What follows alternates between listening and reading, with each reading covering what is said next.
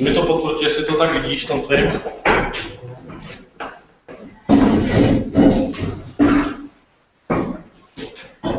No. A už je tam někdo připojený? Já. Jsem to jednou podeslal. Takže musíme ještě počkat, jako než ty lidi se do toho přihlásí, teda po toho hangoutu. A tak už přišel jeden z Holandska, bez. Aha, a slyší nás? Jo. Hello, can you hear us? Can we hear you? Can you tell something? Vlastně bude mluvit jako do chatu. Teď jsme všichni spojený lidé. A ten zvuk? Protože si to máme mluvit, tak by bylo dobré, aby někdo slyšel ten zvuk. On má jeden firmní mikrofon, prostě že jenom poslouchá. Aha, je takhle. Okay, fair enough. Může nám potvrdit, že nás slyší? Can you write something into the chat so that we know that you can hear us, please?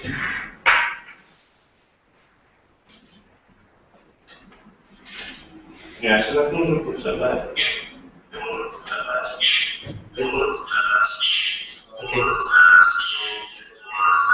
A tohle to s tím, a to zapnu. Jo, tak slyšet jsme. Takže začneme, jo? Fine. Hello, welcome to the presentation about University of Economics next project. That's a project, it's cryptocurrency that's been on here at the University of Economics, as probably most of you already know. We'll just begin with the short summary of this project, several statistics, and then my colleagues will present their outcomes, what they learned, what they experienced with next, and they will suggest what it could be good to.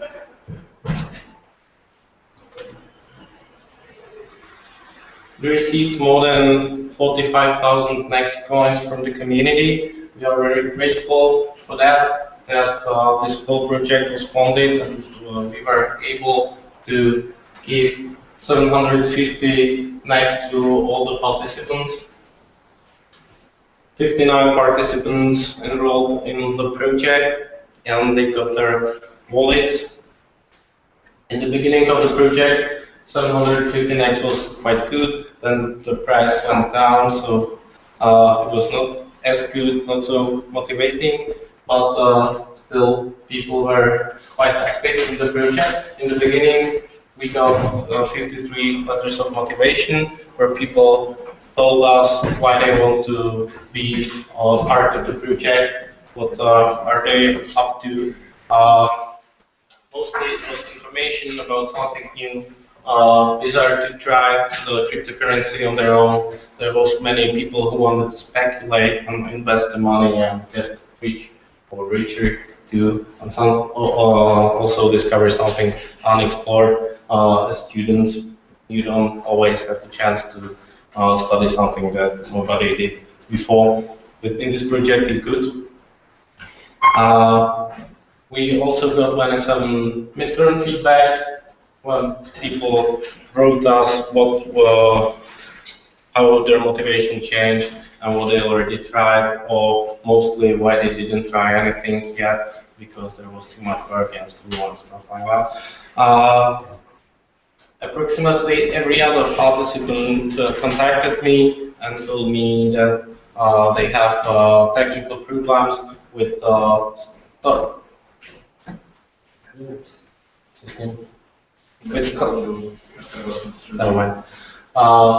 with installing the wallet or the Java application, how to use the interface and how to download the blockchain and stuff. There are really many technical problems and issues that even myself has encountered. We wrote 7 blog entries. There was a blog for the participants, and we got circa 10 text outcomes. Some of them will be presented today by the participants.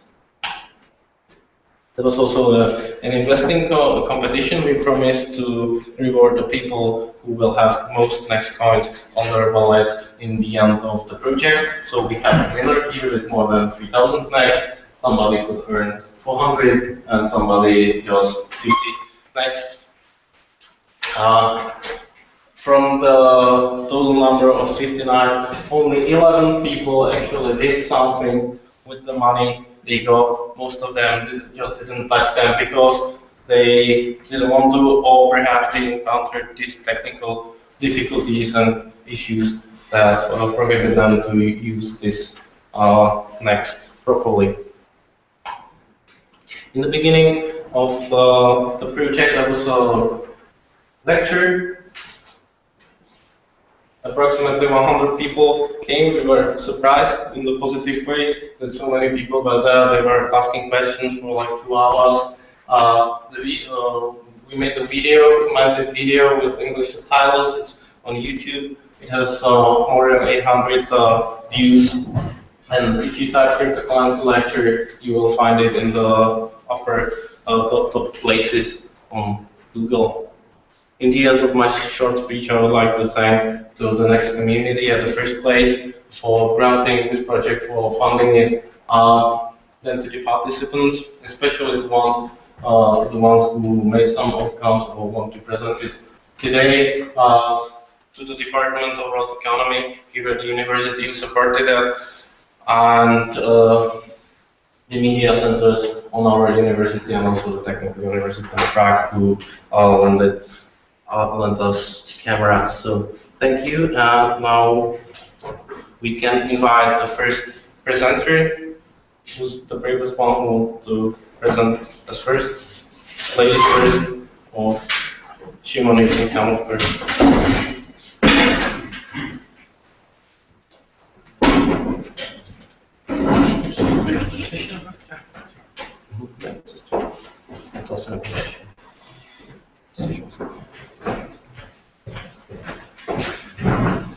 So hello everybody, my name is Simon and I'm working over here at the faculty. I'm a teacher of regular course for bachelor students.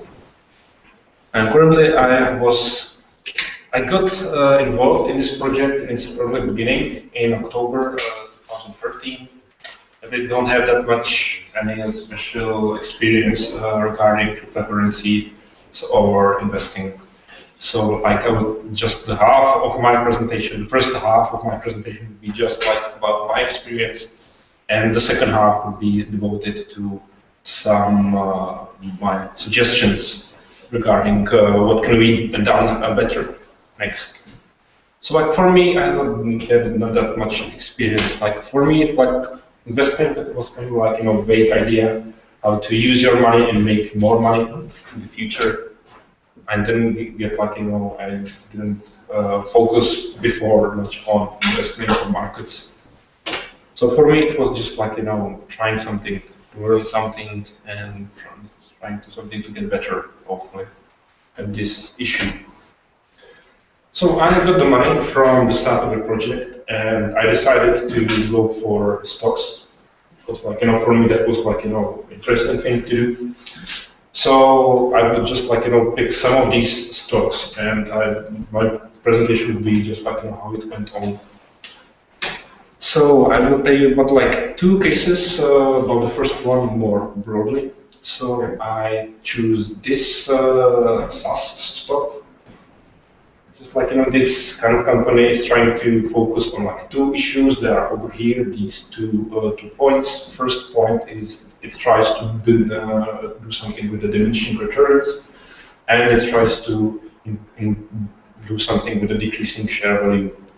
And the idea would be that 50% of the money they gather will be invested, and 50% will be paid back to dividends to shareholders.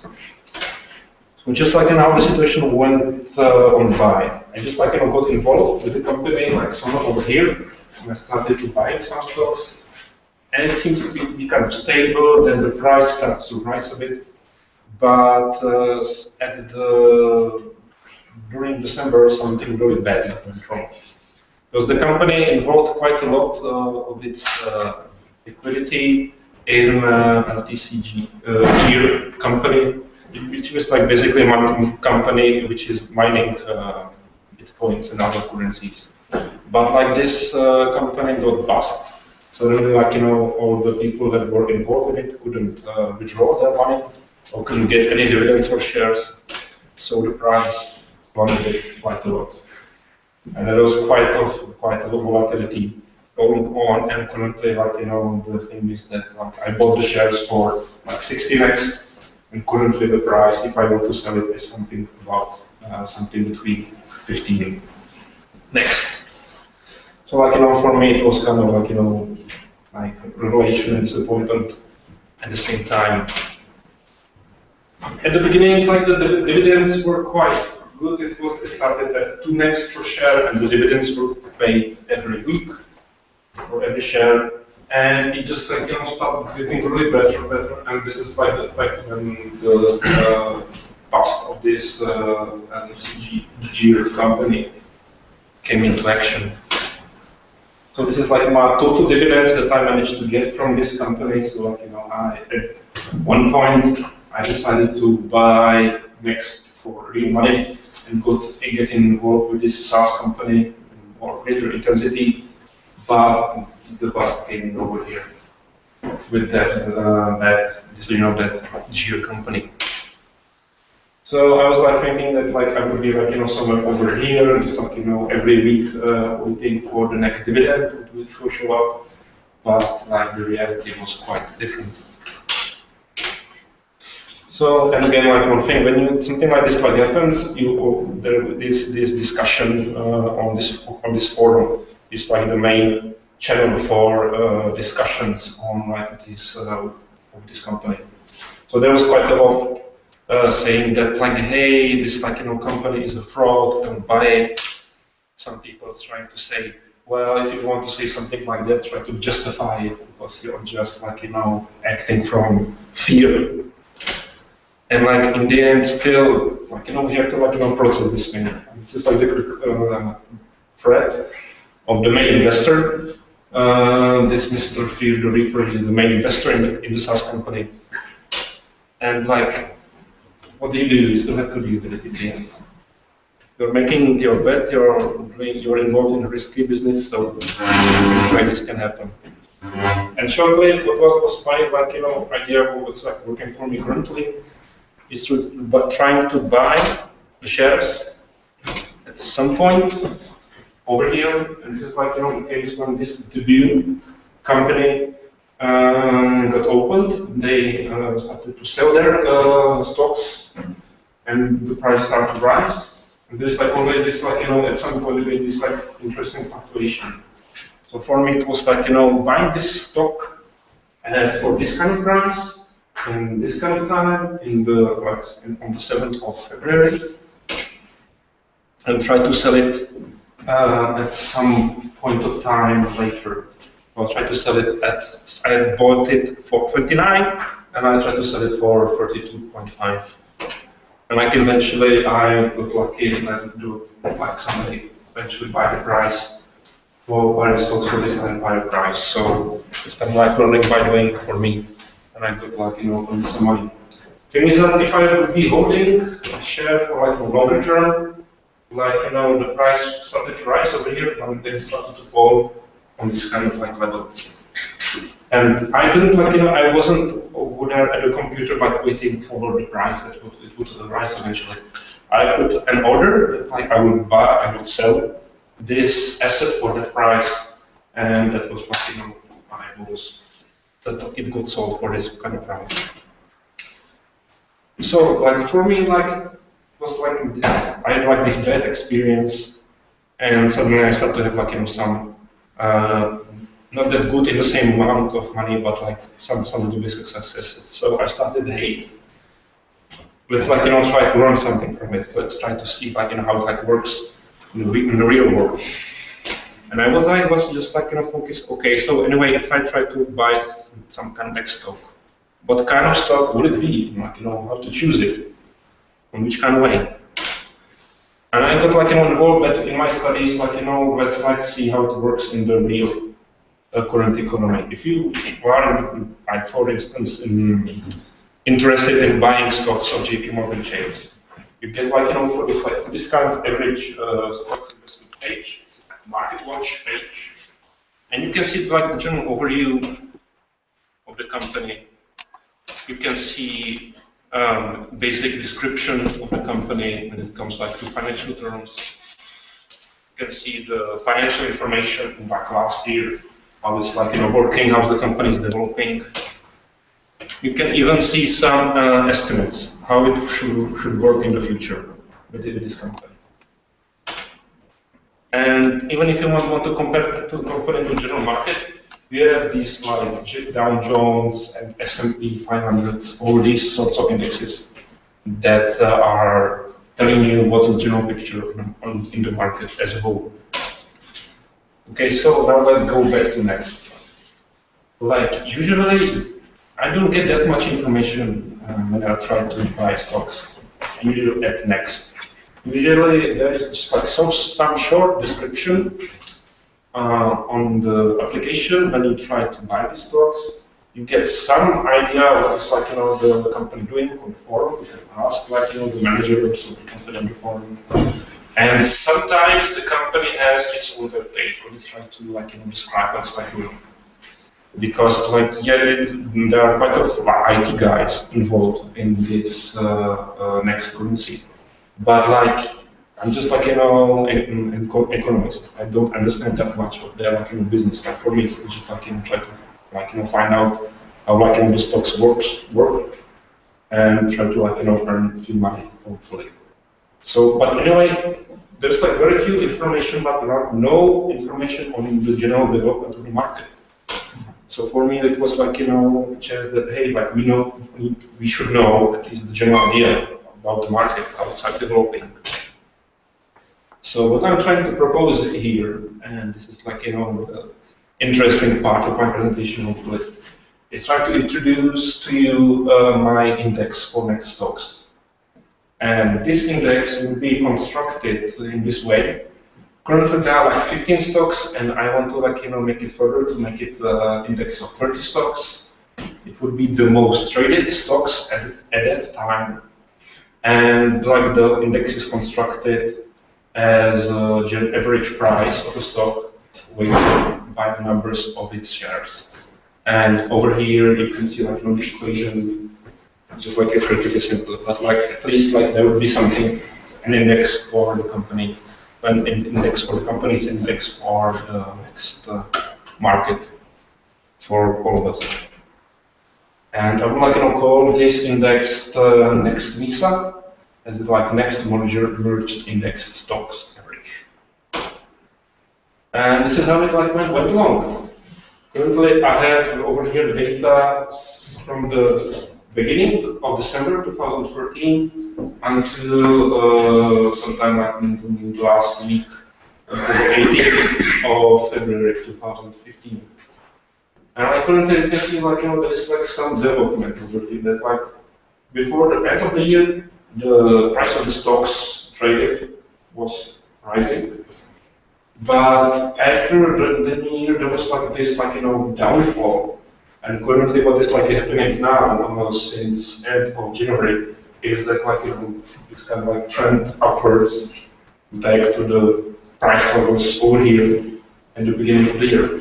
Thing is that this is quite like limiting thing is how much data is currently out there, because like you shouldn't just like look on Next shares how it like works today on the amount of which kind of years has it. It's like worth it to like look how many months was this thing functioning, because this is really what thing out there. So I can't say much about like any cycles, the trends. Things that like the price was like rising before but falling. I was like rising again. Should it fall again? But as in like the time would pass on and I would get more data. I would like put that a little about more what's like happening currently. But I was like thinking that like maybe this like downfall trend has to do with something with the price of Next for index. This is like the exchange rate for bitcoins, and this is like the price of bitcoins per US dollar. And currently, was like happening over here like very lately. the price of next and big bitcoins was like going down. So maybe what really happened over here is that when the price was going down, people were like, selling their shares and going to dollars or different currencies. And currently, like, the price was falling, so current investors are buying the discounted shares. And this is the composition of the index. There are quite a few of these companies. So if you are involved with trading stocks, you can have a look on the weight of each company and like its last weekly trade, the volume of weekly trading. So anyway, back to the index. Like, what's the features of it? I was like looking on the daily variations of the index, and it's like the coefficient of variability is something like 8%, which is like a good idea if you try to work with averages. Because like this is kind of a low value, so like the daily changes are pretty low, so it's kind of like stable index. The median value of the index was 330, like it was working around this. And the average was a bit over 313. So, and this was like, my last half year with Next, what I was like learning, what I managed to get involved with it. So I decided like I should propose to myself and maybe to the community what should be the next half year resolution. And I think it should be that we should improve the understanding of individual companies and as a market as a whole. And the MISA index has a chance to give us a general picture of what's happening with the market. So thank you very much. Are there any questions? Okay. So you said you spent real money, so how much did you spend and how much did you lose? Yeah, I think I lost about maybe half or 60% of, and I just spent.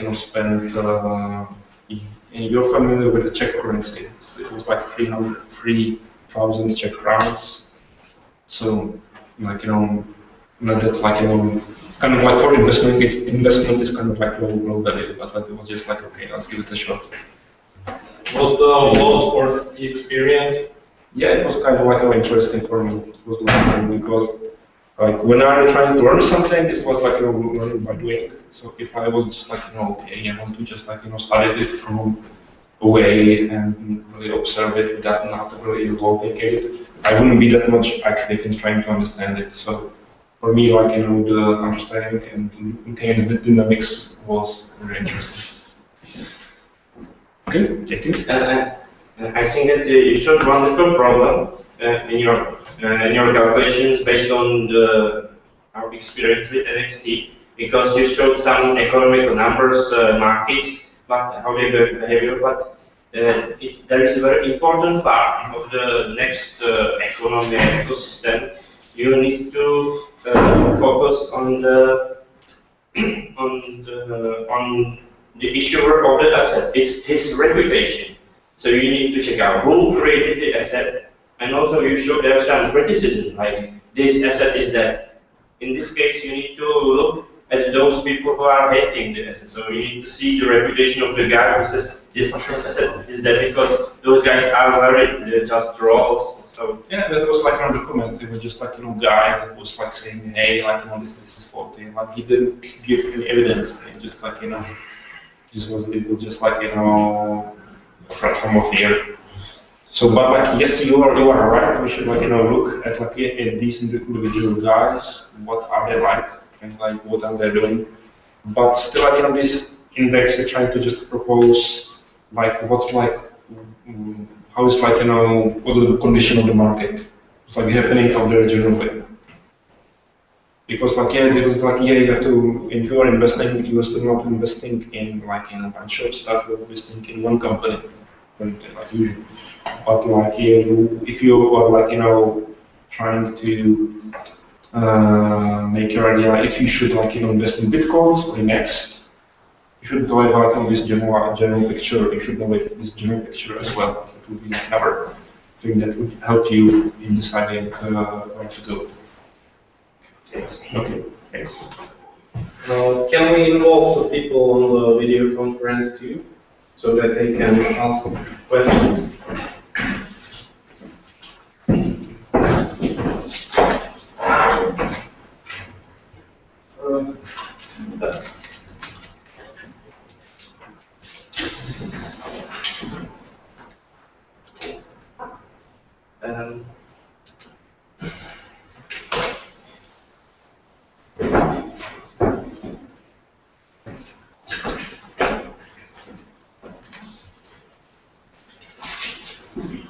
And just guys, if there is anyone who would like to ask any question.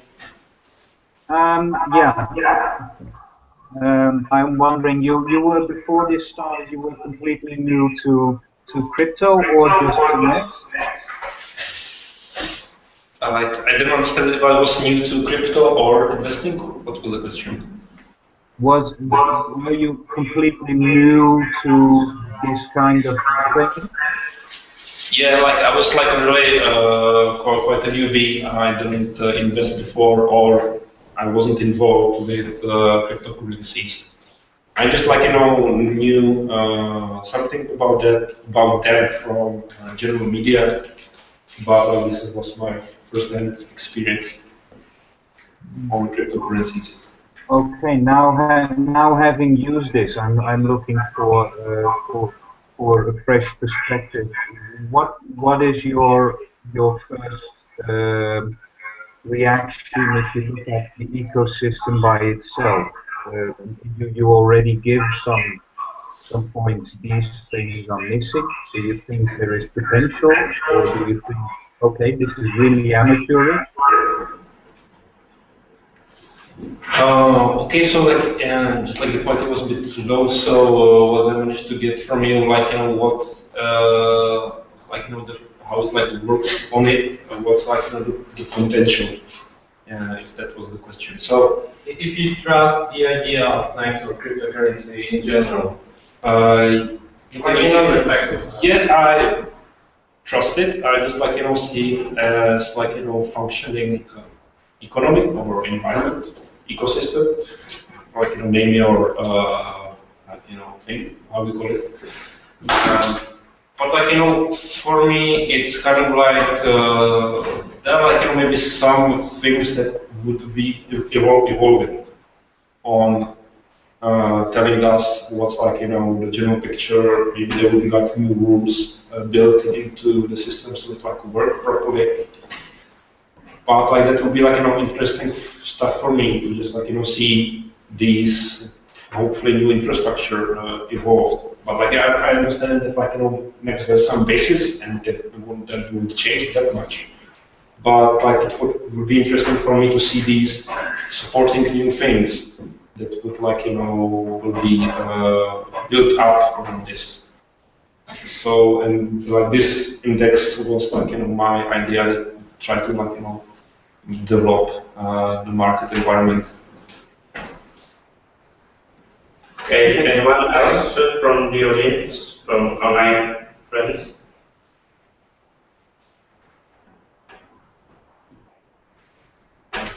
Nobody from the Nexters online want to talk?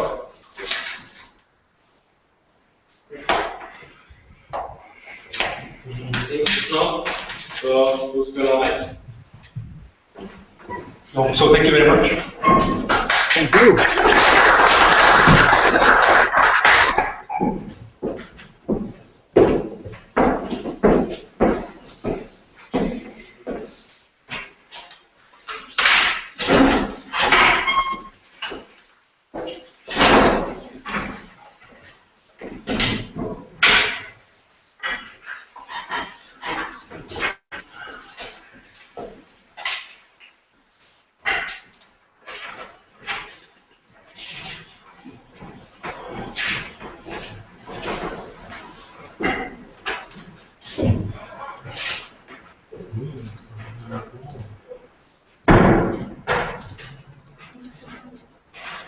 autonomálky.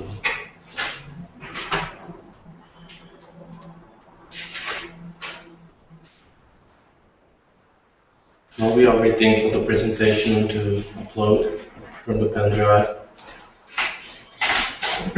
Thank you for your patience.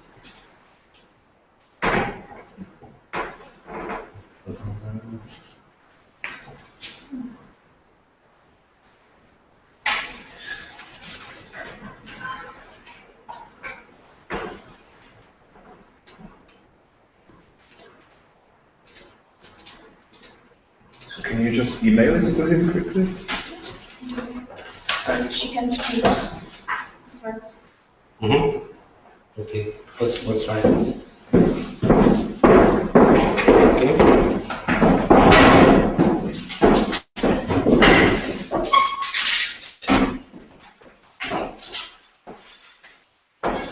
But I don't think first, wasn't it?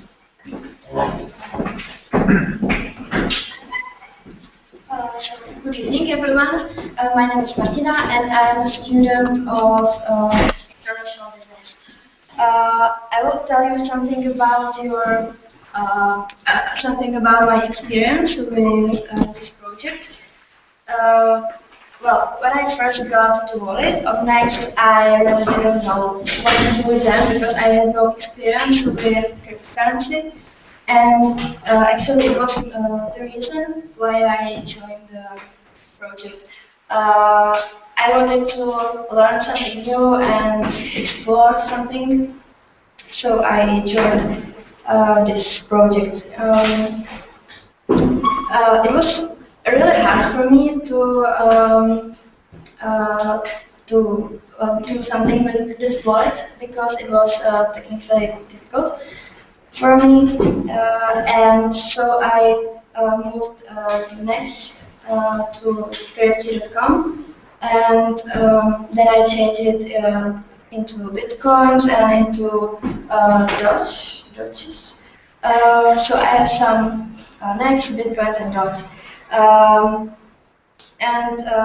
Well, it was well, it was the whole project of me. I didn't do something else. So yeah, that was it. And what I know or what I think about the future of Next or cryptocurrency, I think it has some future in Africa, for example. I think it well, for example, when some Africans work in Europe or USA, they send money at home. So it would be much easier for them to have some ATMs in Africa for cryptocurrency because they couldn't consider the exchange rates or some commissions, I think. And well, it would be easier for them. On the other hand, they couldn't be so trustful for the cryptocurrency, so I think it's a long-term future. And I think that's it. If you have some questions for me? May I ask what did your family say about it, or friends? Did you talk with someone? Yeah, I've talked, and they were kind of skeptical. They don't trust it. But do you trust it? I trust, but in a long term. Yeah. Well, did you keep the money? Do you still have it? I still have it on crypto. So what's your plan? I'm not sure now. I will see what will be the future, but I will keep it for now. Okay, so thank you. Thank you. Bye.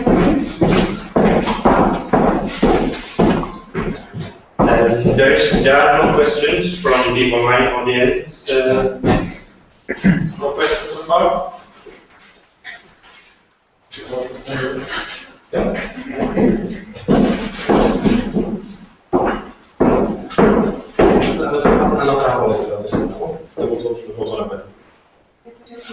Jo. To na vašem e-mailu to je. Na váš e-mail jsem to posílala. Známe složilo.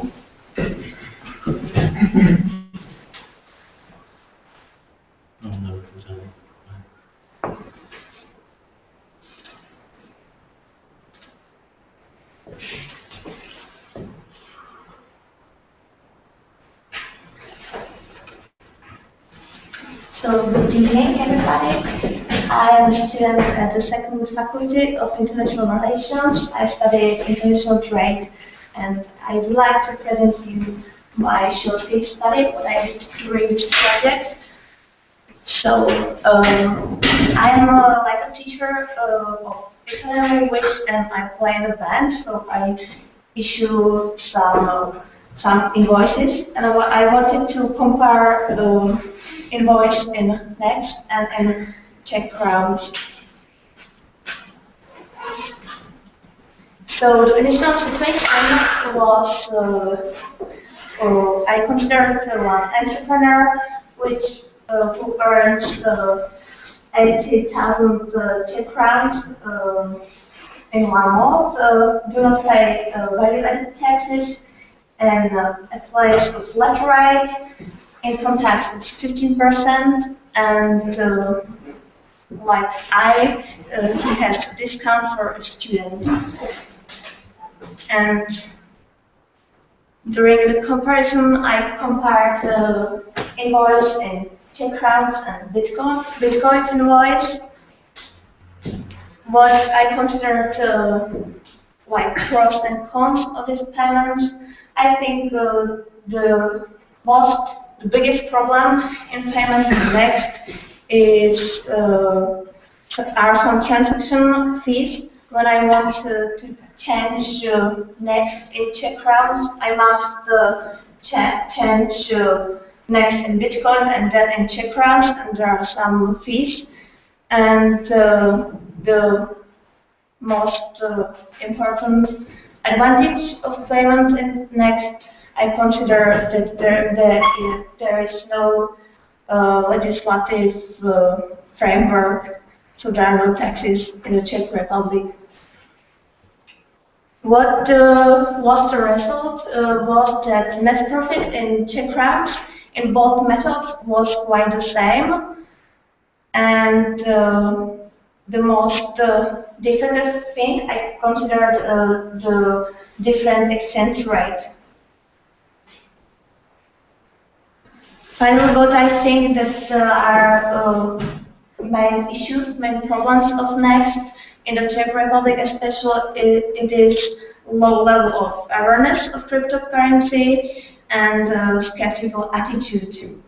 And for regular users like me, it could be some difficulty with Java, with computers, difficulty with using blockchain, and quite complicated system.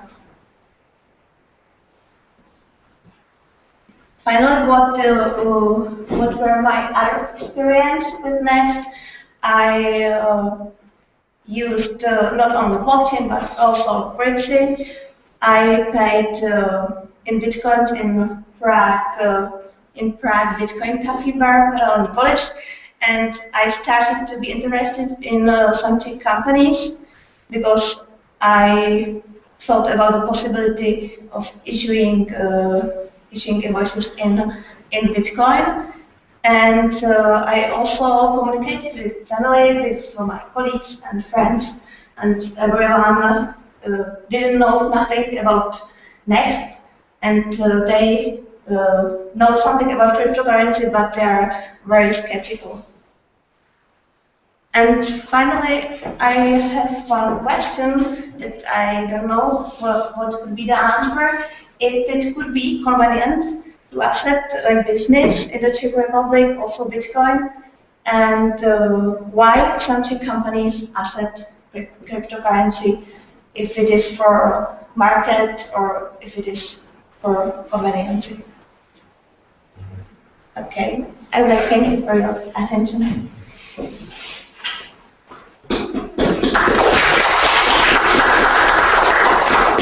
We have some questions. Police, the Bitcoin cafe regularly, or have you been there just once? There was once, but I would like to go another time because I have some Bitcoin that I don't know how to use them. They have really great computer and really nice beers and Yes. presentations every Tuesday. But I also thought about the possibility to pay something on the internet on the business to buy something, but I'm not sure. Did you find something that you could buy directly with Next, not Bitcoin, but NXT? No, only Bitcoin. Only Bitcoin. Also some businesses like photographic or something like that, but only Bitcoin.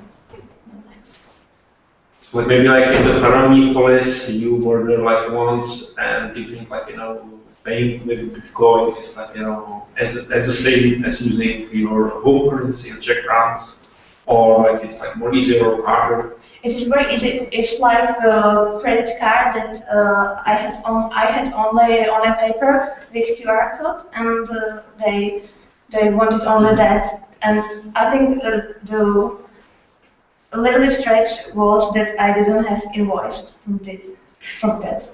Only the paper, and that was all. And then I was email it. Okay. Thank you.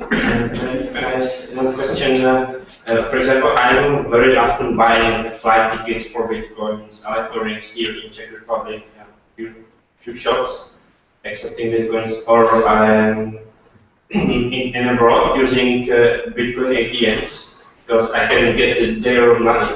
So I would like to ask if you want to do the same, like buy more things online or buy flight tickets for Bitcoin. So. I don't know because the sum of money isn't so large, so I'm a little bit afraid. I would prefer to buy coffee. Yes, you were asking about why shops should accept Bitcoins. The reason is that there are few people, and in Czech Republic, their salaries are paid in Bitcoins. For example, the treasurer, they get paid their employees in Bitcoins or any other subjects. Or you can work at home and do something for someone in the United States and get payments in Bitcoin. So there is quite large marketing in Czech Republic because it was like thousands of miners. In Czech Republic there are thousands of millionaires from mining because in Plzeň, so there are a lot of very rich people, and they have got a lot of Bitcoins, but they don't have any way how they can spend them. So it's quite smart to accept Bitcoins if you offer something exclusive or something for the kids. But for a businessman, like for a band, it's not very prominent thing. Perhaps you can make a concert and invite these millionaires. I don't think about it. Okay, let's try some. If there is someone from my next community. Yes, I would like to ask a question. If this is a big if, but if the technical parts were easier, so it would just be push on the button like we're used to, do you think you would be more likely to use either Next or Bitcoin? Is it here a technical difficulty, or is it the coin itself where the trust problem is? The question was about what you see difficulties in. If it's technical issues with Next or Bitcoin, which prevent you to use it more often, or is it the concept of the coins themselves? Yes, I think it's technical way. It's the most difficult for me. So if it would be easier just pushing one button, you believe that people would use it more often? Yes. I think that would be better. But I think also problem is like skeptical person and skeptical opinion.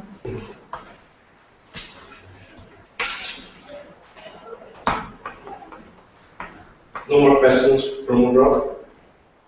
No more questions. For now. Okay. No.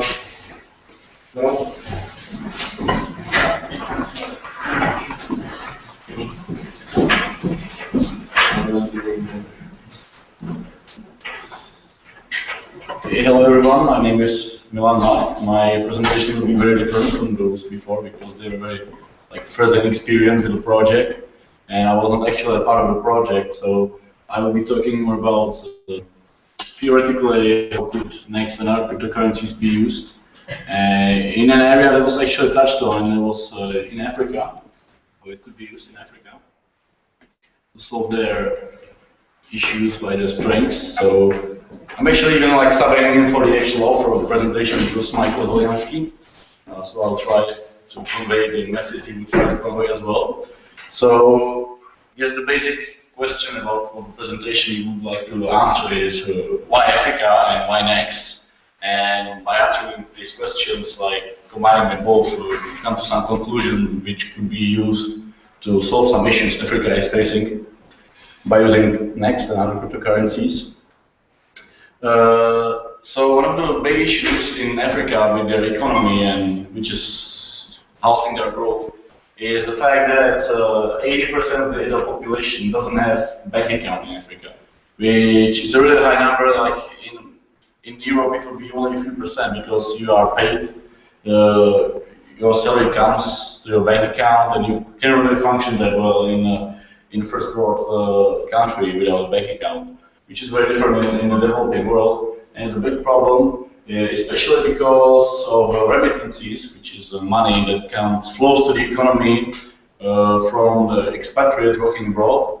Like in the whole world, there's 230 million people that are sending their money that they earn in, let's say, USA, and they send it back home to support their families there, and they send this way 400 billion US dollars per year, of which 50 billion is sent to Africa. So 1/8 of all money that is sent home from abroad for working is sent to Africa. So it's a very big part of the local people's money. Because, for example, in Somalia, the GDP per capita per year is $250, and some people send home $500. So they basically they support their whole family by sending money home.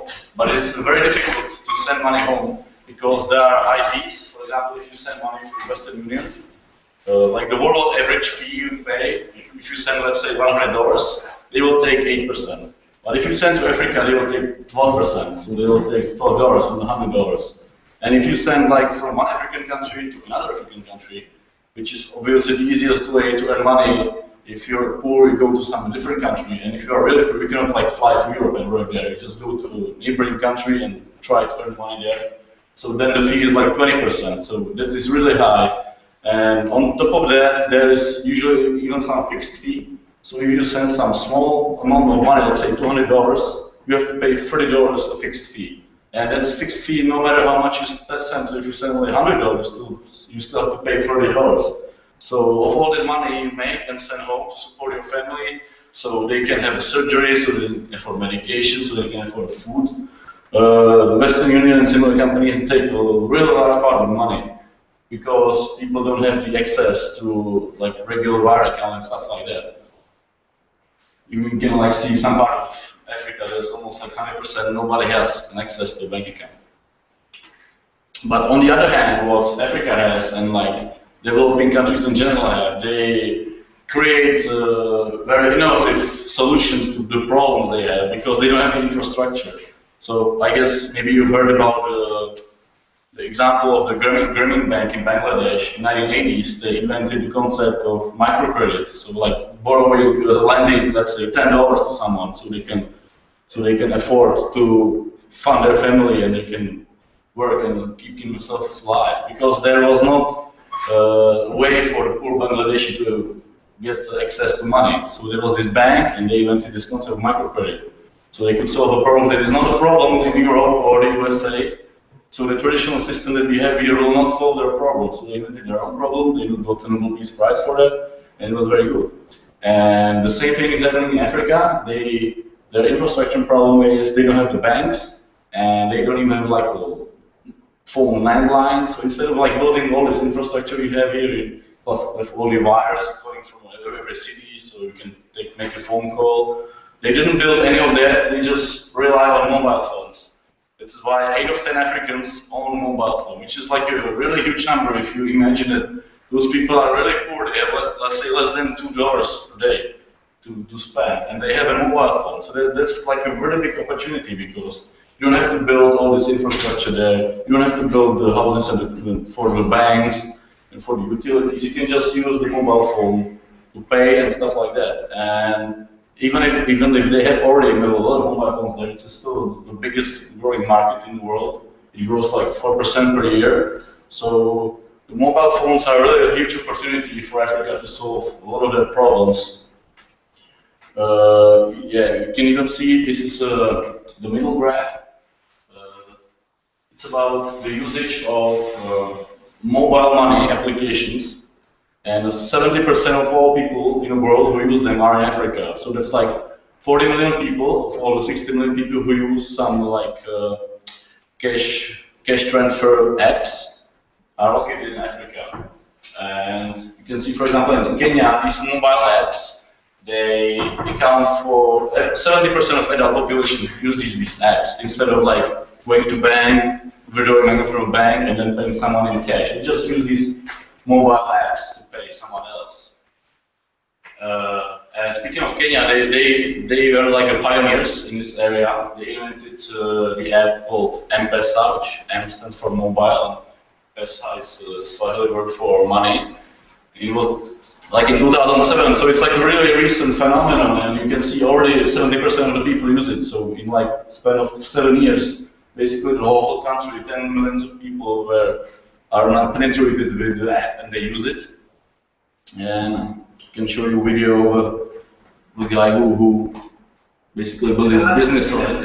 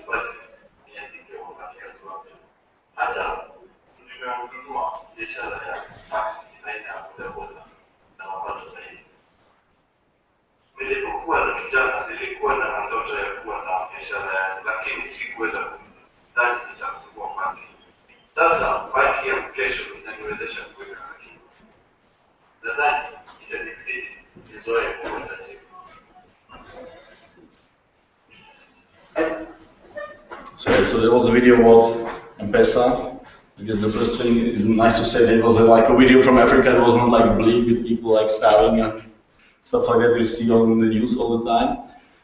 So basically the application helped him to build his business, so he doesn't have to accept money like cash, because people don't have the cash, because they don't have a way to withdraw the cash. Even if they might have it, there's no ATM, there's no bank. So they just pay by their mobile phones. They have some balance on their mobile phones. But in principle, the application is still very tied to the banking system, because they pay for mobile phone, but there is still some bank that is in the middle of it, and they take the fees and stuff like that. So it doesn't really use the full potential it can have with all the decentralized institution stuff. So that's when the cryptocurrency is coming, like next.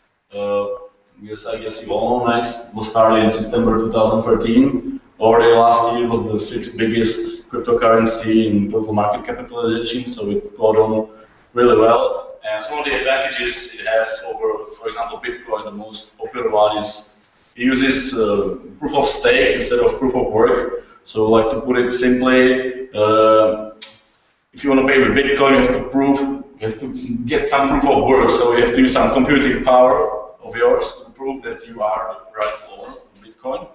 which is one of the things people criticize about Bitcoin, that you basically, you mine them in the big farms and you use a lot of computing power for nothing. You're basically burning electricity for doing nothing at all, which is something Next doesn't do, because the proof of stake is very lean, it's very smart, and you don't have to waste the electricity that much.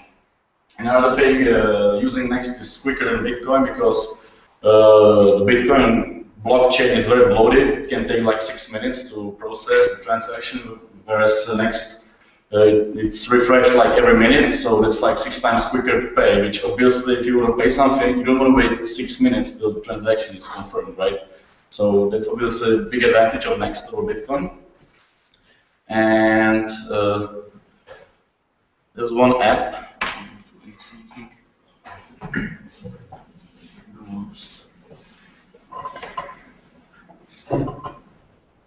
Yeah, so TextCoins now is a mobile app which allows you to, basically it's a cell phone based micropayment, like a transfer system, so you can like transfer one cryptocurrency to another, or even like different currencies between each other. You can like pay with your mobile phones, so this is very like the thing that gets connected with Africa, because everybody has their mobile phones, they use it for paying, but they use the local currencies, and they are still tied to the banking system, so there's the fees and stuff like that.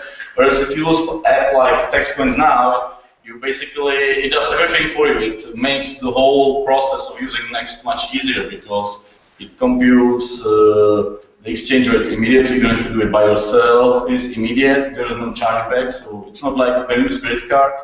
The company has to worry that at one point you will say, "Oh, I didn't actually need to pay that," and maybe somebody like hacked my credit card, and you can just cancel the transaction back. This is not what you can do with Next and other cryptocurrencies. Once the transaction is confirmed, that's like the money is there. So the company that receives the money from it has more trust in the system, because when they get the money is there. They don't have to be afraid that they will have to send it back, like when you pay with credit card and stuff like that. So that's pretty good for the businesses. And obviously, if you want to adopt a system like that, you have to build the trust in the system, and businesses are a big part of that. And basically, how it works, the TextCoins now, you send an SMS message to a different phone, and an automatic call calls you back to confirm the transaction.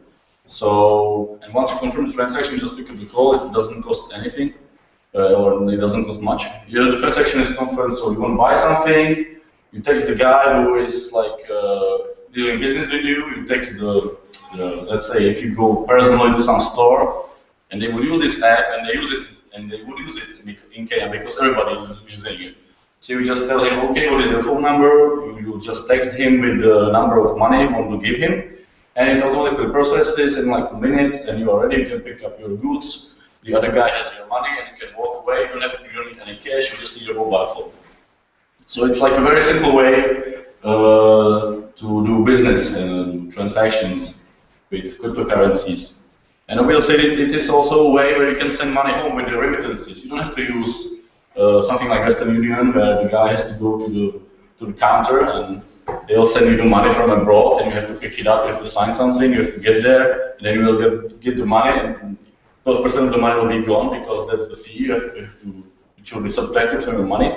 So much more money goes to you, and it's like more quicker. You don't have to go anywhere. You just need, for both the guys have the same app on the phone, which obviously if you are part of the family, I guess you can easily communicate that. So that's how I see like how the cryptocurrencies and the apps that are streamlining the whole process of using them can really help solve the issue with, let's say, remittances in Africa, or just doing business in general, that you don't need cash and you can avoid the fact that there are not many banks there. Even if there are banks, they are charging high fees. Obviously, the problem with any cryptocurrency, and why people are afraid, is the currency risk, right? The exchange rates are fluctuating quite a lot, and people are not sure if the currencies have any actual value because it's not legal tender in any country. So it's just based like an actual money on the fact that people have to believe that if they give you the money, they actually can buy something else for the money. To which I have a nice quote by Lee Gibson Grant, who said, "Everything fluctuates in value, I was recently in Ukraine, and the currency of 40% in just a few weeks. Any physical currency can change. So basically, he turns the questions around like, okay, obviously, like the cryptocurrencies are fluctuating, the exchange rates are fluctuating because like normal currency we are used to fluctuates as well. If there are some problems with it, and this was from last year, like it was a problem at Ukraine. There are still problems in Ukraine, and they give some grants. Well, big problem, I guess problem is a very small way to say it. Mr. Grant is owner of a Next Cafe in London. It's like a project similar to the Parallel Police. You can pay with Next there. There are some. You can get coffee. You can get some burgers. So he also tries to like put the cryptocurrencies in, like you can buy actual stuff for it, and you can educate people on it because obviously it's a big part of it because not many people know what it is all about or like at least something about it. So that is trustful of the whole concept, but it might change in the future. So that should be everything from my part. If you have any questions. I will start. I would have a look. Thank you for this wonderful. Is the sound Okay, let's. Is the sound okay? Okay, Daniel. I would like to ask about the connection between the remittance market and obviously M-Pesa, which is the thing that springs to mind first. And if a service like Bitcoin now can become an M-Pesa for cryptocurrency. Honestly, I just understood something about market, so I don't know if anyone heard what the question was about. I can try again. Maybe repeat it once more. M-Pesa and TXT now, if TXT coins now can become an M-Pesa for cryptocurrency.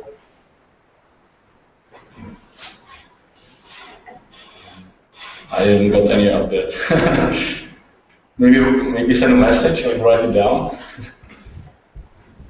You're really a bit speaker here, so can't really hear you. Yeah, but you can type the questions and I will read them, so you can type it. Nice things. Okay. So maybe in the meantime, you want to ask something? Yes, so he was asking about these coins now, if it can become the M-Pesa of the cryptos. Yeah, I think because it's, from what I know about it, it seems like even more streamlined than the M-Pesa because you really just send a text message, which is what mobile phones are all about, and you can confirm that you send a message and that the transaction is done because that's how cryptocurrencies work. It's basically like if you print out paper with bitcoins and you give paper with the hash to someone else. Except you don't have to actually like do it physically. You can just send a message, and the information is conveyed. So I would say it seems like not necessarily text coins now, but some application like that should certainly gain significant market coverage in African countries where there is a need for applications like that. But obviously, it's very tied to the cryptocurrencies themselves because it deals with cryptocurrencies. So as long as the acceptance of cryptocurrencies grow, these applications will grow as well. We have one question. Yeah. How does it work in the background? Does it talk to some third party with the SMS messages that you don't see, or how is it done internally? No, maybe was it in the graph? It's not in the graph. No, there is no actual intermediary, which is this is the difference from Bitcoin is that there you have to go through the blockchain, right? Whereas if you use Next, you can just contact the other party directly, and you can transfer the currency directly. So if you know the other guy, and obviously if you're talking to him, if you're like in an actual store and you just don't have the cash and you want to pay with it, then you ask him for his account, for his phone number, and you send the message with how much. You just input in the app. You input how much money you want to spend. It checks your balance if you have it, and then it sends it to the other guy. Obviously, there are some issues because it's an app, so you have to keep your password secret so nobody can like break into your account, into your wallet, into your e-wallet. But there is no like intermediary going like background, he dealing with the transactions. It's really done with the message. You get a message, it gets input in the application, and it converts the transaction. Okay, I would like to speak a little more, personally. And the thing is that it was me who brought TextCoins now into NXT because Lee, the marketing guy behind TextCoins now, he was looking for some cryptos, and I contacted him and said, hey, you can use Next, and we became like friends or co-workers. And after some time, Next became the main cryptocurrency of the TextCoins now. And then we had a lot of co-work on a lot of projects together and the conferences. And one other thing is that you mentioned Ukraine. He lives there partially, so he has got a lot of real-life experience from the Ukraine. How it's very hard when you have got your money in the bank, but you cannot use them. When you have got So does the author of this presentation, by the way. He's in Ukraine right now. That's why he's not here, and Milan is brilliantly taking his place. Yeah, because the price of some drugs is increasing, but so he knew what should be useful for such countries. And there's also one thing that I read recently, that there are really some people, like Chinese people working in the United States and etc. And they were sending money to their families at home. So they were sending from United States to China by bitcoins. They bought bitcoins from someone in the United States because they earned money, and they sent bitcoins in China. And their family in China very easily sold bitcoins in China. So this is the best way how you can transfer money to China, because it's quite impossible to do it. Yeah, the good part about if you use cryptocurrencies is that you go around all the restrictions that are put on normal currencies, like all the regulation and the laws. So if you send cryptocurrency, because some countries have limits on if you can accept money from abroad or if you can send money abroad. For example, in Africa, it's very difficult to send money from one country to another. Like if you just want to send the outflow of money is regulated. So if you want to send from one country to another, you cannot do that. But if you want to use cryptocurrency, because it goes outside of the banking system, you can use it whenever you want. It just depends if the currency is accepted and if its acceptance is growing. So there is really no good reason to use it instead of like a normal currency. Because nobody will freeze your account with bitcoins or Next, because it's not put in a bank. So like the normal regulation goes around it. Yeah. For like this kind of like mobile payments, you need like even an old school Nokia from the 1990s or a smartphone. Yeah, you just need you can even see like on the picture, it's like an old Nokia. I don't think it has access to the internet. It doesn't. Well, actually, it has to, because it has to download the app. So you have to have a way to download the app and then you can use it. But so you have to have a phone that has an access to a mobile internet, because otherwise you cannot install the app there, because there's no way to do it. Perhaps it's on the technology, WAP. WAP, yeah, I already forgot about it. Yeah, it was 10 years ago. Yeah, but I think because the mobile market is very developed in Africa, the prices of phones are really small, even not obviously top-end phones, but even a low-end phone like this, it's not that expensive even in Africa. So you can use an older one, and they import a lot of phones that are not already used here, but they are still working. They're just old, like the moral obsolete, but they're not actually obsolete technically. Well, they don't have cameras and stuff, but they can be used for that. So it's not that expensive, and you can even share the phone. There's the businesses that people borrow phones from each other. You can make a call, or you can use the mobile banking. There are some people in Africa who don't have their own phone, but they use the mobile banking app. They borrow the phone from someone else, because the app works, you just need to put the password in, right? It doesn't matter whose phone it is. It just matters if you can trust the guy that he's not like tracking the message you are sending. So you don't even need your own phone for that, but obviously it makes it way more difficult to use it when there's nobody with phone around you, probably. And the thing about you asked about the mobile phone, and we actually had a live presentation during the conference in Vienna. So we grabbed some locals there and we used the older mobile phone. And the thing is that more. They go to the next. Any questions from the community?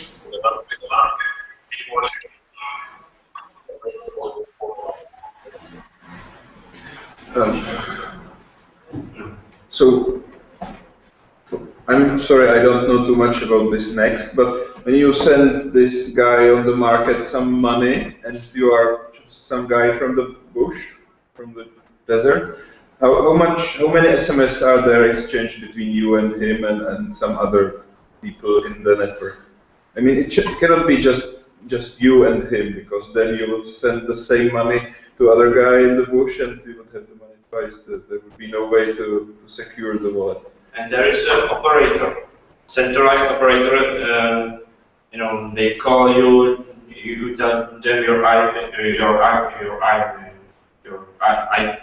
payment.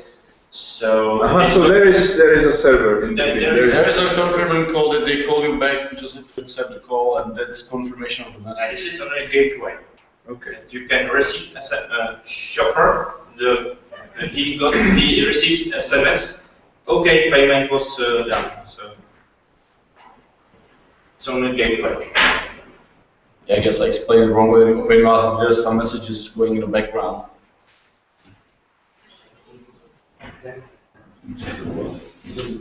So thank you for the presentation. Thank you for your attention. Do you already close it?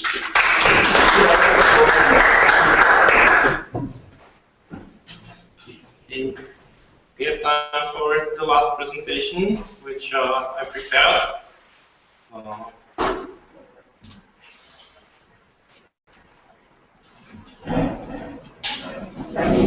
It will be about the concept of a monetary system built upon NXT monetary system. What I really like about Next are the technologies, the inventions. This is something which doesn't happen so much on Bitcoin. I think that Next cryptocurrency is more progressive in that. That's what I like about it. And well, the monetary system is a great tool for me because I research monetary systems and money typology and settings and stuff. So here's something I think could perhaps happen one day in the future as a new monetary system using Next or something similar. The concept has two pillars. One is aggregation of voucher-based currencies. I will explain what that means. And the other one is state currency on the blockchain. How the state can use the technology of a blockchain. So the first pillar, voucher-based currencies, what it means. A voucher is a paper, something like a token, and you can get a good or service from a company. So imagine a factory, a cake factory that cooks cakes, and every time they make a cake, they issue one cake coin, which is based on Next monetary system. Thanks to Next, you can now develop your own currency, cryptocurrency very easily. You don't have to be IT specialist, programmer. You just set the basic parameters as far as I understand it, and you have your currency. So my idea is to back this currency, collateralize it with real production, for instance, the cakes. When you use these cake coins as money, it normally circulates like money does but when you use it in this non-monetary function and exchange it for a cake, then this token is destroyed because the cake is sold from the company.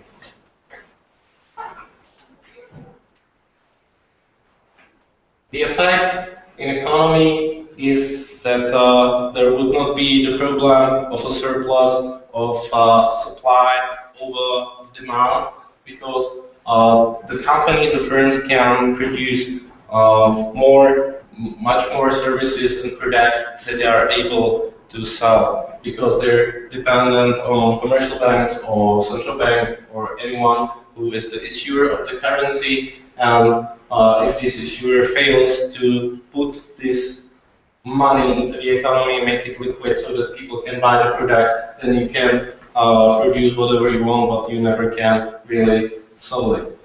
In economics, in the science, there's something called Say's law, and it says, look at the transaction, it has two parts like a coin. There's always somebody who buys, somebody who sells, so every trade is supply and demand, so there's no difference between it, and the supply creates their own demand, which is not true, because the supply is limited by physical potential of the capital of our technology, the ability to produce things, while the demand is limited by a number of money, perhaps all, let's say.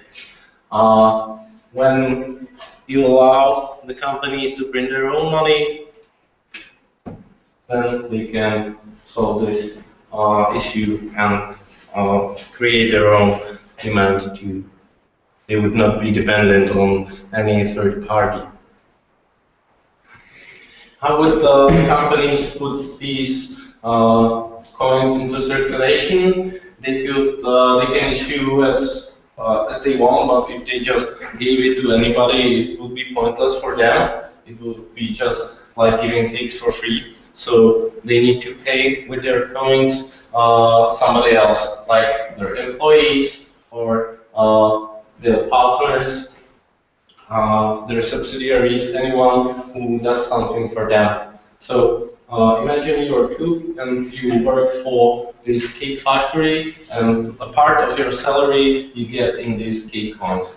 And then if you don't eat so many cakes, you need to get rid of this cake coin, so you start to offer it to other people. Here is a customer who's hungry and he wants the cake, so you just can give this cake coin to this guy, and he does something else for you in return. Perhaps he can give you his own crypto coin if he does some.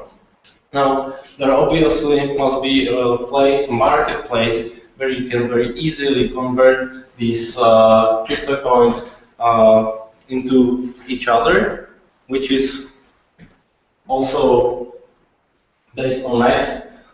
It's an environment where you can exchange these currencies like you exchange assets on the asset exchange. So imagine this is not a coin, these are other crypto coins, and there's just demand and supply, and you can, bidding, asking, you can just offer your cryptocurrency to the market. It's good for you because the money is also the transaction system, the payment method, or the payment gate, everything is integrated into the blockchain, into the protocol.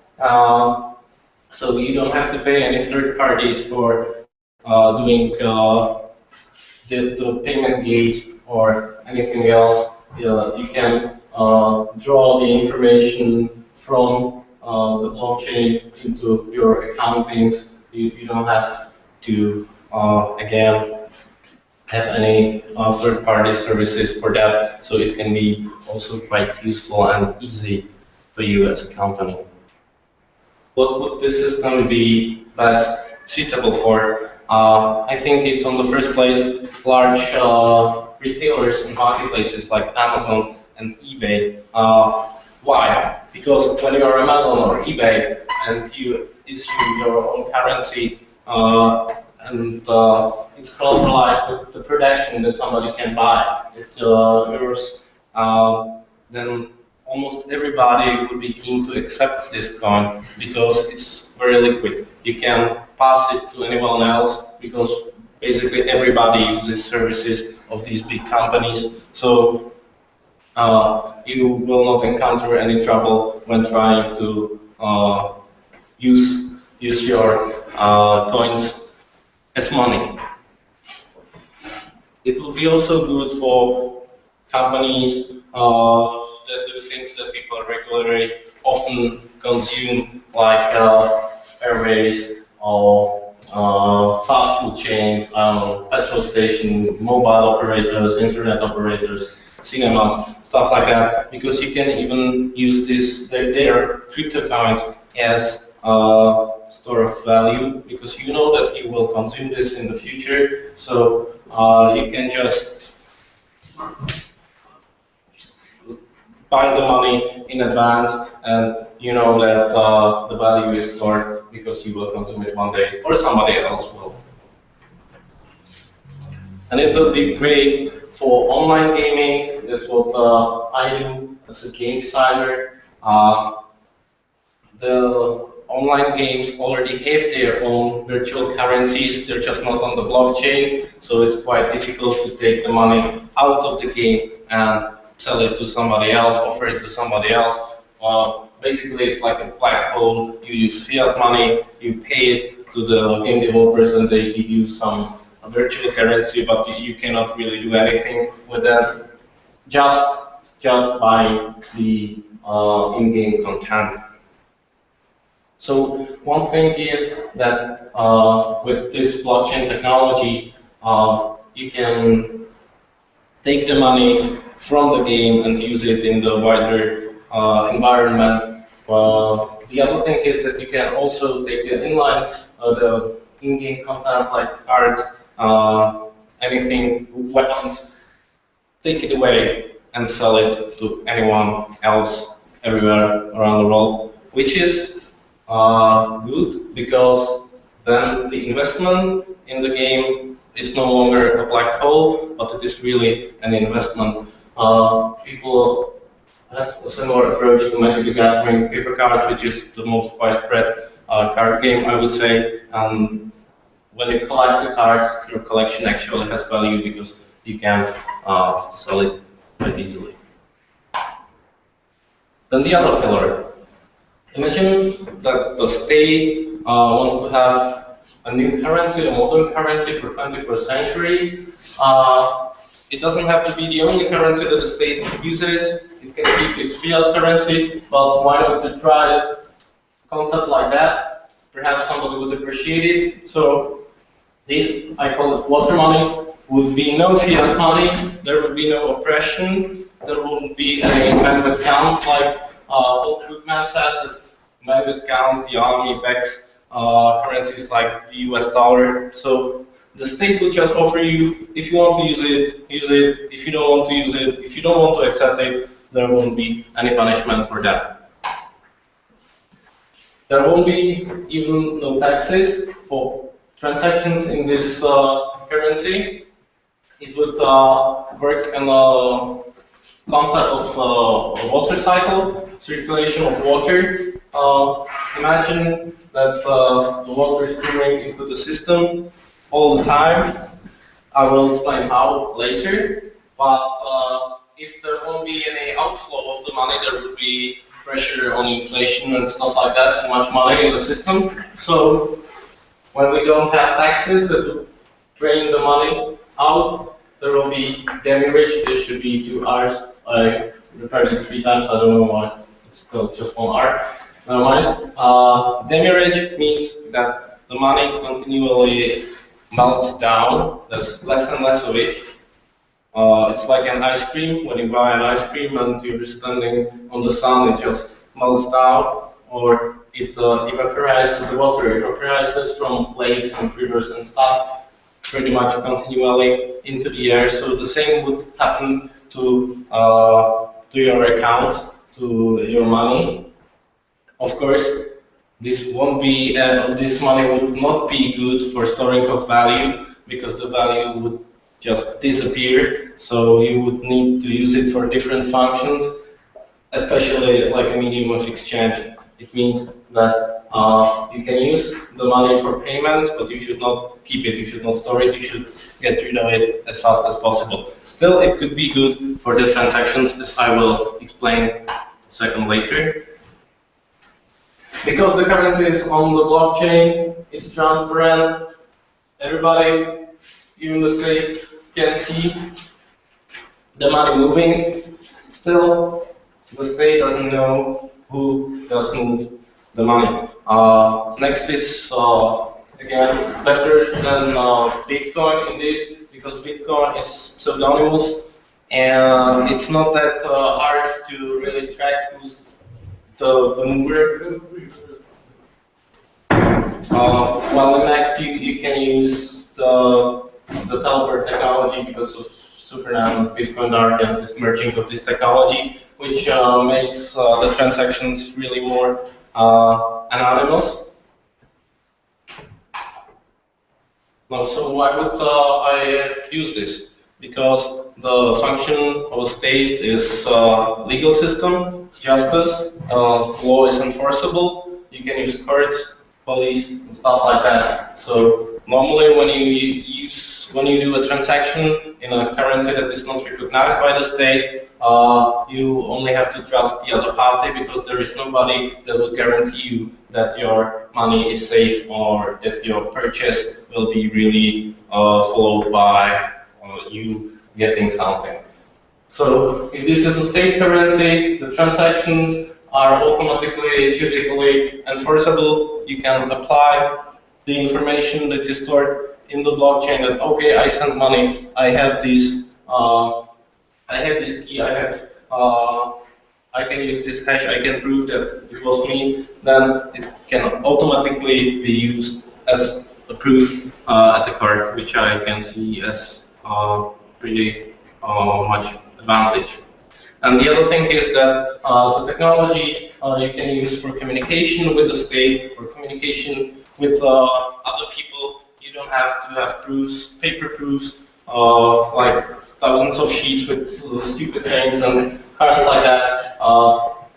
You can pay your rent using this currency, and everybody knows that you did. You can buy a house in the same way. You can have your driving license on it. So you can even have your car on the blockchain. You can use your private key as a key to the car. If nobody has it, nobody can really drive the car. You can get married on the net too, and anything else. So, how did the money get into the system? I want a wallet, and I want it certified from the state, from the authority that guarantees the whole project. So I must show some personal data, like fingerprints, and then I get a certified wallet. Now my communication and my fellowship with the state is broken. I only have a certified wallet. I have a key that only I know, and then the money starts pouring into this certified key. Like every month or every time, every period of time, I get a basic income, which is the same type of income like everybody else gets. It's in order to balance the outflow of this evaporization of money, so there also must be some pouring, some raining of money. I don't have to use this wallet. I can have as many wallets as I want. All of them pseudonymous, anonymous, doesn't really matter. The only thing that matters is that only certified wallets will get the new money, the new income into the system, which I can then use. You can take it, send it to everyone else. It gets anonymous and untrackable. One last important point is that the state would not be the monetary authority. the system would be decentralized. The state is only responsible for granting you the certified wallets, because there must be somebody who can acknowledge you as a physical being. If not, you could have 25,000 wallets and everyone would gain this income.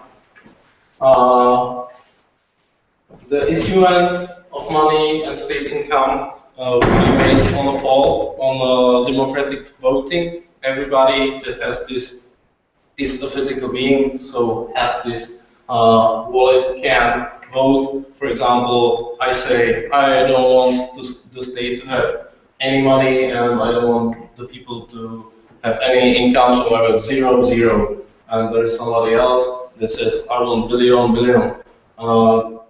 And if we take the median, the median number, then we can get to something, I believe, very rational. It's the ratio of the crowd.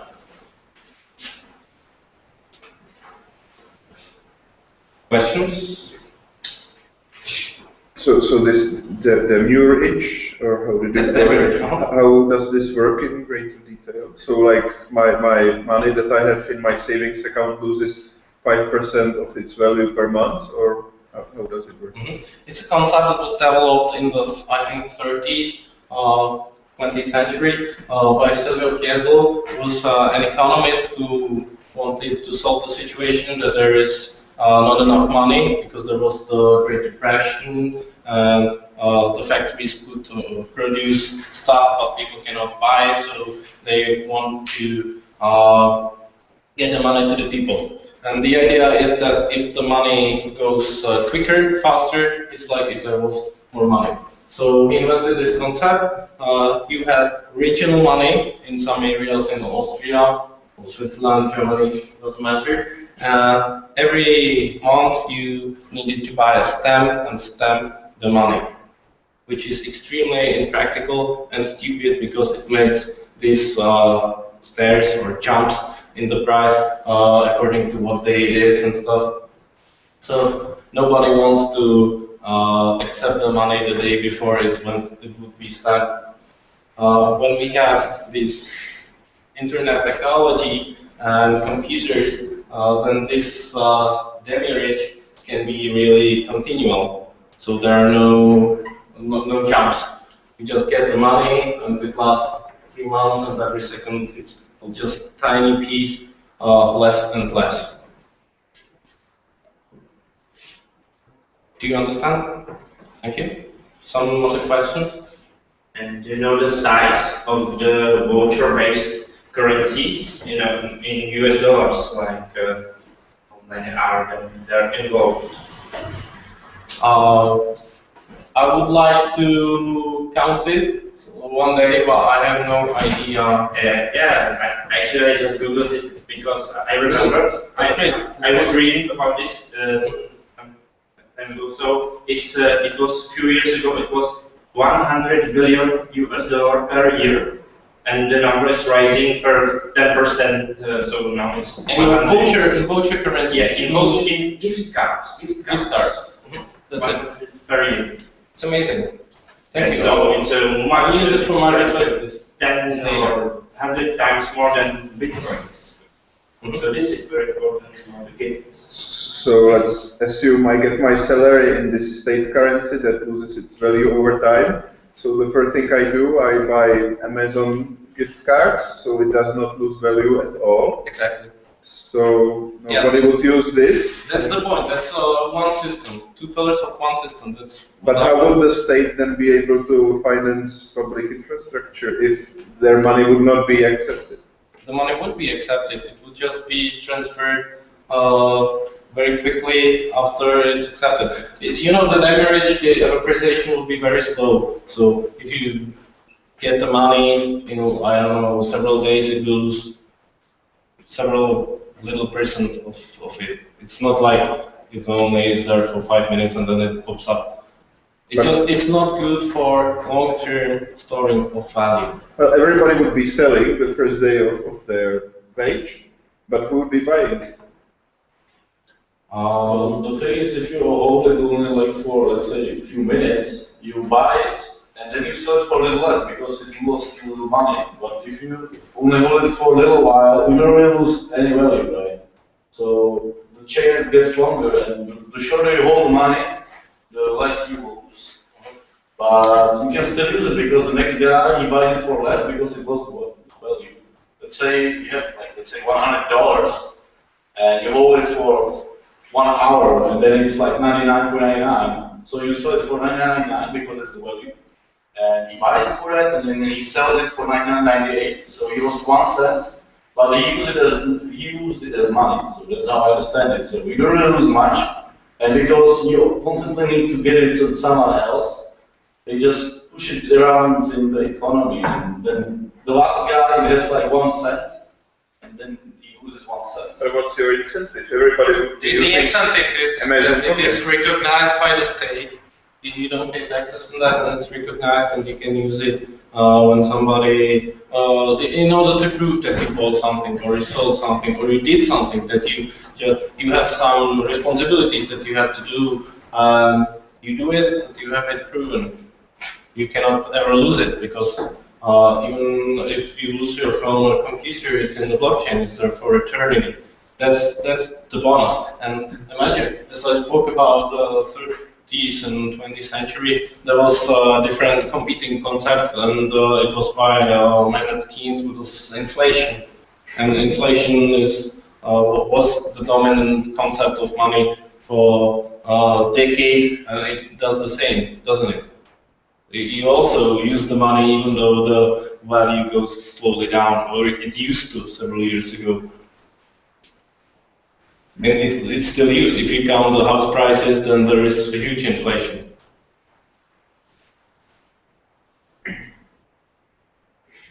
I want to ask about the share-based currency. It's basically like a return to community money, except instead of the community being used as money, there's like a token for the commodity. So what would prevent it from going the same development as it used in the past? So what prevents the company from issuing more tokens than they actually produce? So they would like have a fractional reserve token, cake money. So how would you know that there are cakes there still? So you're describing a situation when there is too much money and the people decide that they want to get their cakes for the money, and there are not enough cakes. Even if they don't want to do that, but the company can issue more coins than they want. Yes. My answer to this question is that the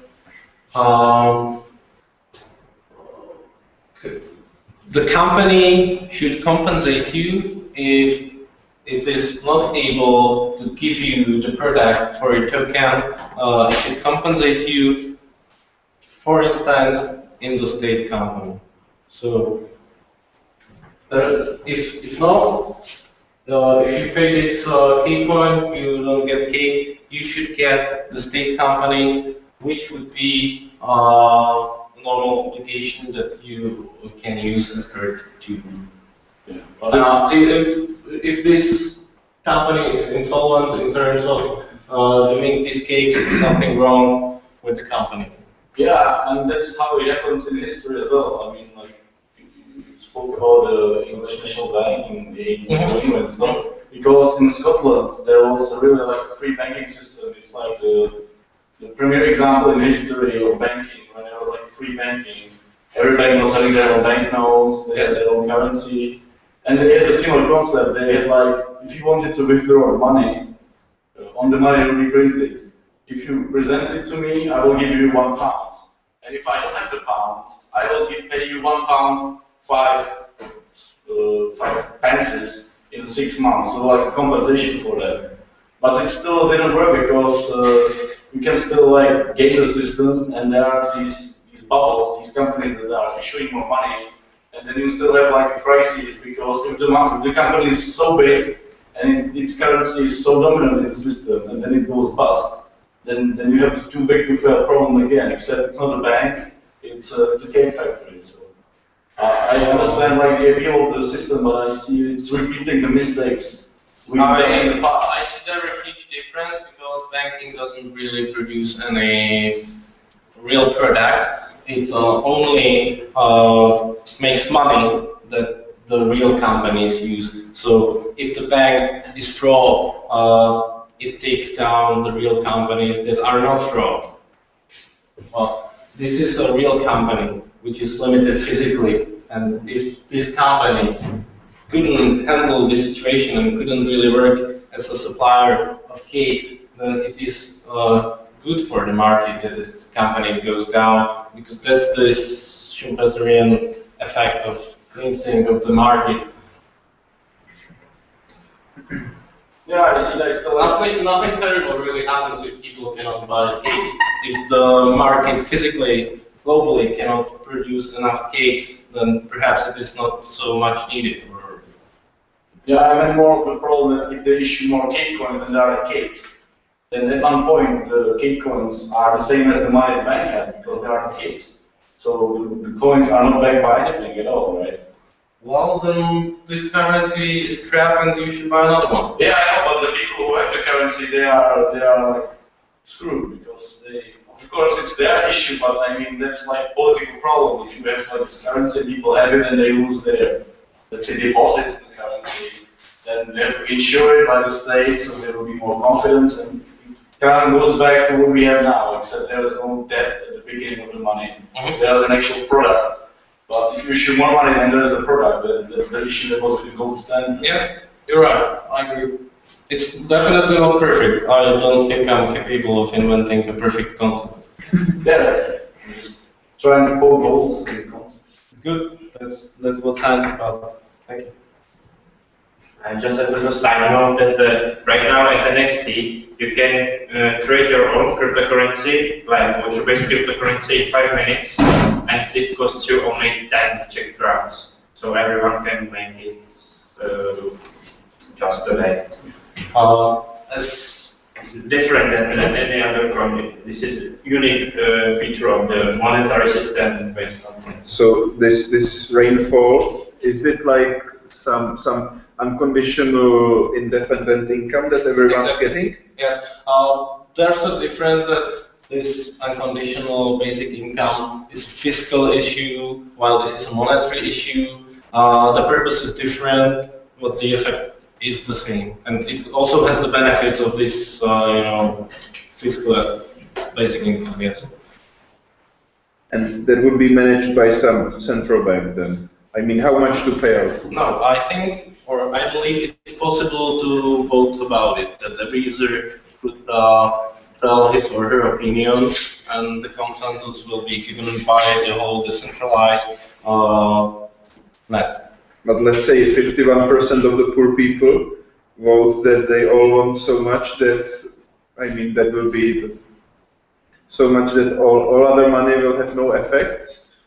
How would that work? It's extremely interesting because there was a social experiment about it. We live in the European Union, and there's something called democratic initiative. If 1 million people say, hey, I'm interested in a bill, then the European Commission, which is something like the government, should deal with it and should the legislative process begins. So there was an initiative for general basic income, and there are 500 million Europeans, and only I think 200,000 voted for that. So if people really behave like you said, that 51% of poor people were waiting for free money out of heaven, we would already have it.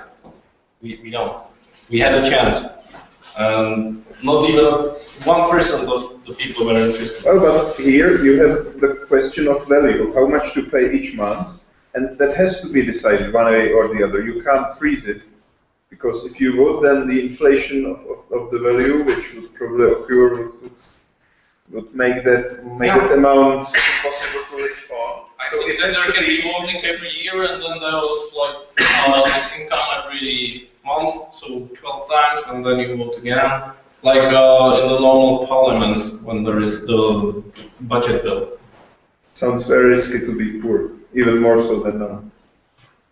it's not the one and only type of currency in this multilateral system. There can be normal fiat money, there can be normal bitcoins, there can be these voucher-based currencies, and there can be this. And if the market accepts it, then it's a viable concept. But we cannot just theorize about it. Could they vote on the, instead of how much money they get at the start of each period, people vote on the speed of the demurrage? Because that's basically the same idea, only you go from everywhere. Yeah, that's interesting. I haven't thought With the money losing values, you would still get the same amount, just with losing value in different speeds. Yeah, that's a good idea. Thank you. Of course.